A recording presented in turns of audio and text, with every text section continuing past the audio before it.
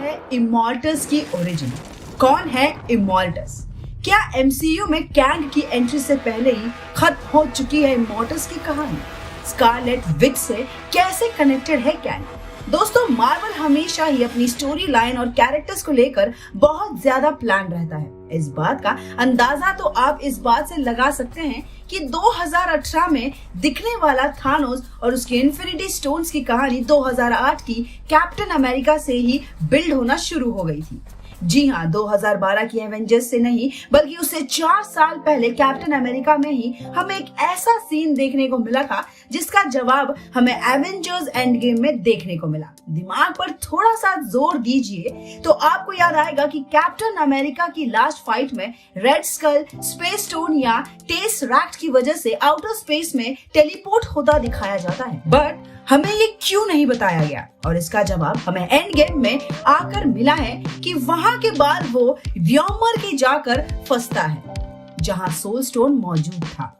तो बस अब जब एमसीयू में इन्फिनिटी सागा का एंड हो चुका है और शुरुआत हो चुकी है मल्टीवर्स सागा की, तो यहाँ भी हमें कुछ ऐसा ही देखने को मिलने वाला है। और इसका फर्स्ट लिंक हमें मिला है लोकी सीरीज से, जिसके एंड एपिसोड में इतनी हिडन डिटेल्स है जिनका जवाब हम आने वाले 4 सालों तक ढूंढते रहेंगे, पर वो मिलेगा हमें एवेंजर्स कैंग डायनेस्टी में। जी हाँ, बिल्कुल सही सुना आपने। लोकी सीरीज के एंड एपिसोड में हमारे सामने ही हू रिमेन्स की एंट्री हुई थी, जिसे शायद थोड़ा हल्के में लिए होंगे क्योंकि उसके रोल वहीं शुरू होकर वहीं खत्म भी हो गया, पर एक्चुअल में ऐसा है नहीं, क्योंकि कॉमेडी स्टोरी लाइन की माने तो वो ही हू रिमेन्स असल में कैंग का ही एक वेरिएंट था, जिसे कॉमिक्स में इमॉर्टल्स के नाम से जाना जाता है। अब इसे हम आगे चलकर एंटमैन क्वांटमानिया में स्पॉट करने वाले हैं, लेकिन यहाँ भी एक ट्विस्ट है, क्योंकि मैंने कहा था ना कि एमसीयू इतनी जल्दी सारे राज नहीं खोलने वाला। तो आखिर इतना बड़ा विलन जो एवेंजर्स कैंग डायनेस्टी में ओरिजिनली हमें देखने को मिलेगा, वो आखिर एंटमैन में इतनी जल्दी सबके सामने कैसे आ सकता है? तो इसका जवाब छुपा है कैंग के वेरिएंट मेकिंग कंसेप्ट में, क्योंकि जिस कैंग को हमने लोकी में देखा था वो कैंग का ही एक वेरिएंट था, जिसे कॉमिक्स के अकॉर्डिंग हमें मॉर्टल्स कह सकते हैं। तो ऐसे ही आने वाली एंटमैन 3 में भी जो कैंग हमें देखने को मिलेगा वो कैंग का ही एक वेरिएंट होगा, जो पॉसिबली ही हू रिमेन्स की तरह इस फिल्म में एंड भी हो जाएगा। लेकिन बात करें अगर इमॉर्टल्स की, तो ये असल में कैंग का ही एक सुप्रीम वर्जन है, या मैं कहूँ कि अल्टीमेट फ्यूचर वर्जन है। अब इसकी ओरिजिन बताने के लिए हमें आपको कैंग की बेसिक स्टोरी से थोड़ा रूबरू कराना पड़ेगा।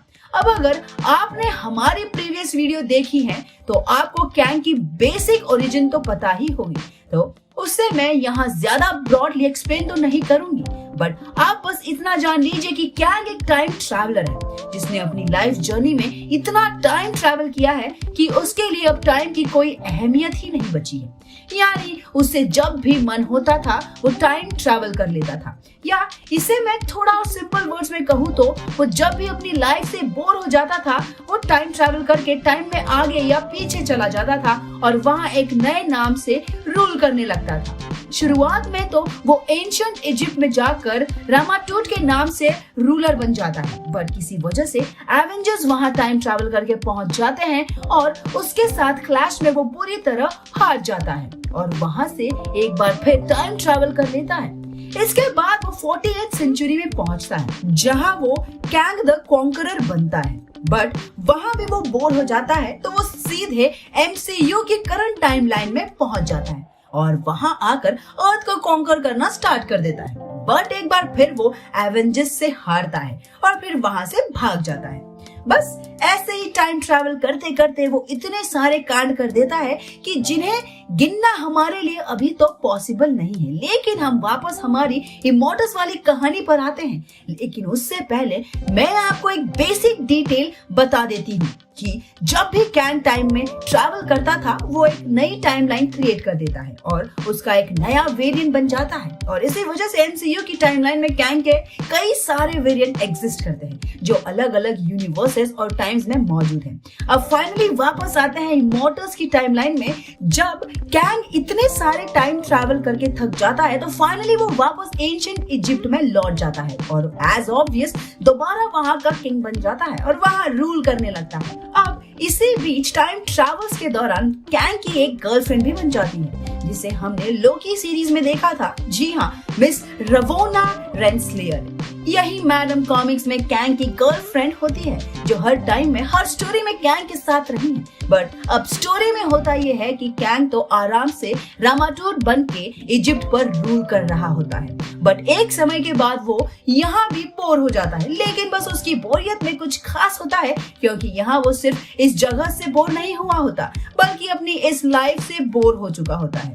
वही लोगों को मारना, अलग टाइम और यूनिवर्स में जाकर प्लैनेट्स को कॉन्कर करना और वहां रूल करना, अब वो इन सब चीजों से भी बोर हो जाता है। यानी जरूरत से ज्यादा कोई भी चीज अच्छी नहीं होती और बस यहाँ कैंग को यही रियलाइज हो चुका होता है। तो बस यहाँ वो डिसाइड करता है कि अब वो ये सब कुछ नहीं करेगा और अपनी इन सभी चीजों को रवोना के हाथों सौंप कर वो वहां से चला जाता है वापस अपने घर। अब कैंग का घर को नॉर्मल घर नहीं बल्कि ऐसी जगह होती है जो टाइम और स्पेस के बियॉन्ड एग्जिस्ट करती है, जिसे उसने ही अपनी टाइम ट्रैवलिंग जर्नी के दौरान बनाया था, जिसका नाम होता है लिम्बो। असल में ये एक ऐसी जगह होती है जो किसी प्लैनेट की तरह तो नहीं होती लेकिन एक पीस ऑफ लैंड होती है जिसका फिजिकल और टेम्पोरल एग्जिस्टेंस रियल वर्ल्ड से हाईली डिफरेंट होता है। ये एक तरह की पॉकेट डायमेंशन होती है जिसे कैंग ने एस्टैब्लिश किया होता है और अब कैंग यहीं जाता है। लेकिन वो ना सिर्फ लिम्बो में जाता है बल्कि उसके अंदर भी एक कासल में बैठ जाता है जाकर, जिसका नाम टेनेब्री होता है। और ये एक ऐसा कासल है जिसमें एजिंग मैटर नहीं करती, यानी यहाँ जो मौजूद होगा उसके लिए टाइम और इंक्रीजिंग ऑफ एज कुछ मैटर नहीं करेगी। और यहीं से बैठकर कैंग पूरे लिम्बो पर रूल करता है। बट इस बार वो वहां रूल करने के मकसद से नहीं बल्कि नॉलेज गेन करने के मकसद से आया था। वो बस यहाँ टाइम को स्टडी करना शुरू करता है, डिफरेंट टाइमलाइंस, वेरियस यूनिवर्सेस और टाइम का एग्जिस्टेंस, वो इन सब चीजों के बारे में और ज्यादा जानकारी इकट्ठा करने लगता है। और बस उसके इसी जर्नी के बीच उसे टाइम कीपर्स मिलते हैं। बट यहाँ वो कोई रोबोट नहीं बल्कि एक्चुअल टाइम कीपर्स होते हैं। टाइम कीपर्स यहाँ आकर कैंग से मिलते हैं और उसे एक काम सौंपते हैं। वो उससे कहते हैं कि अब से तुम्हारा काम टाइम को मेंटेन रहने का है, यानी टाइम की ब्रांचेस होने से बचना है और जो भी चल रहा है उसमें एक बैलेंस मेंटेन करके रखना है। इसके साथ वो उसे ये काम भी देते हैं कि उसे इस पर भी ध्यान देना है कि अगर मल्टीवर्स में कोई ऐसा बीइंग एग्जिस्ट कर रहा होता है जो टाइम को डिसरप्ट कर सकता है या रियलिटी को ब्रेक कर सकता है तो तुम्हें उसे रोकना होगा या खत्म करना होगा। और बस ये कह के टाइम कीपर्स वापस लौट जाते हैं और यहाँ से कैंग का नाम पड़ता है इमॉर्टल्स कैंग। कैंग का 70 साल का वर्जन जो अब लगातार इसी एज में रहने वाला है और हमेशा के लिए टाइम को सिक्योर रखने वाला है। बस यहीं से वो टाइम वेरिएंस अथॉरिटी का फॉर्मेशन करता है जो उसी के एम को फुलफिल करेगा, यानी टाइम को बैलेंस करके रखेगा। लेकिन इसी के साथ इमॉर्टल्स को पता चलता है कि ऐसे बीइंग का जो मल्टीवर्स के लिए एक बहुत बड़ा खतरा हो सकता है, जो और कोई नहीं बल्कि अपनी वांडा यानी स्कारलेट विच होती है, जो कंप्लीटली स्कारलेट विच में ट्रांसफॉर्म हो चुकी होती है और वो ऐसी पावर्स एक्वायर करती है जो मल्टीवर्स की रियलिटी को भी ब्रेक कर सकती है। यहाँ तक कि स्कारलेट के केस में एक चीज और भी उससे डरा देती है जब उसे पता चलता है कि ये मल्टीवर्स के हर यूनिवर्स में, हर रियलिटी में एक ही फॉर्म में एग्जिस्ट करती है, यानी वो एक तरह की नेक्सस बीइंग है। लेकिन उसे भी थोड़ी ज्यादा खतरनाक, क्योंकि वो ना सिर्फ किसी भी यूनिवर्स के अपने वर्जन से डायरेक्ट कांटेक्ट कर सकती है बल्कि उसे मैनिपुलेट भी कर सकती है। अब यहाँ इमॉर्टल्स शुरुआत में तो ये कोशिश करता है कि वो उसे रोक ले या खत्म कर दे, लेकिन स्कारलेट विच को रोक पाना उसके लिए पॉसिबल नहीं होता है।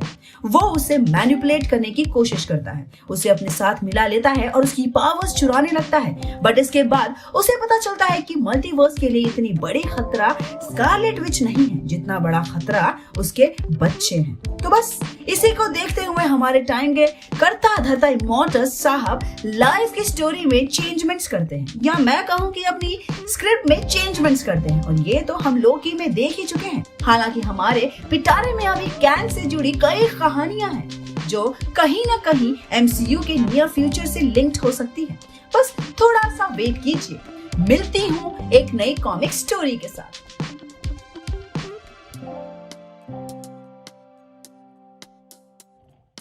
है।